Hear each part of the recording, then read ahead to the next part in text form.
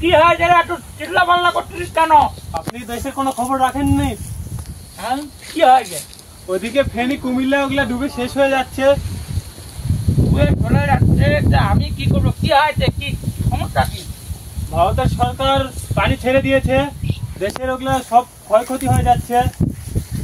পানি ছেড়ে দিয়েছে? হ্যাঁ বন্যা হয়েছে? হ্যাঁ, বন্যা হয়েছে, কত বাচ্চা মারা যাচ্ছে, কত দেশের ক্ষয়ক্ষতি হয়ে যাচ্ছে।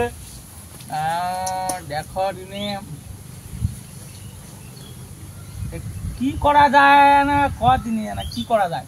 তুমি একটু ভারতের সরকারের সাথে কথা বলো তো। ভারতের সরকার ফোন দিতে হবে? হ্যাঁ, ফোন দিতে হবে। দেয় দিন, লাগা দিন। হ্যাঁ, কথা বলেন। তুই সরে যা।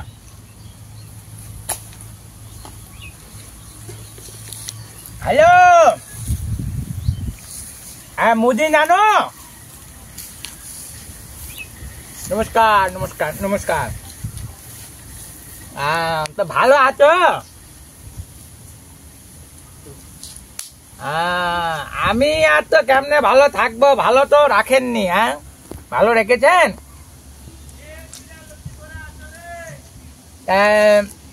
শুনেছি ওই কোনো নোটিশ ছাড়া বিনা নোটিশে আমার বাংলাদেশে তুমি এই পানি ছাড়ে দিয়েছ, এটা কি তুমি ঠিক করেছ? হ্যাঁ, মোটে তো কামটা ঠিক হয়নি। না, অল্প দিয়েছি বললে তো হবে না। আমার তো 4টা-5টা জেলা অলরেডি ডুবে গিয়েছে, অনেক ক্ষয়ক্ষতি। যেটা কি তুমি পুষে দিতে পারবা?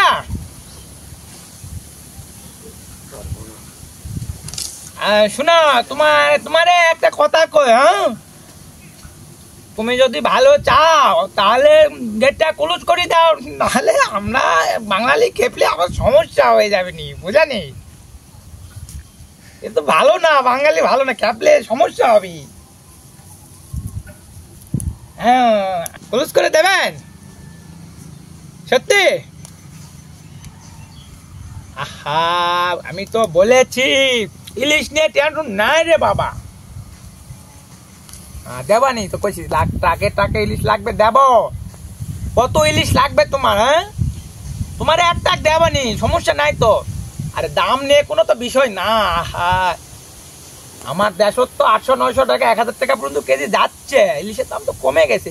তোমার না 300 টাকা কেজি দেবানি। তুমি শিগগিরই গেটটা ক্লোজ করে নাও। আমার দেশের লাখ লাখ মানুষ অনেক ক্ষয়ক্ষতি পড়ে গেছে।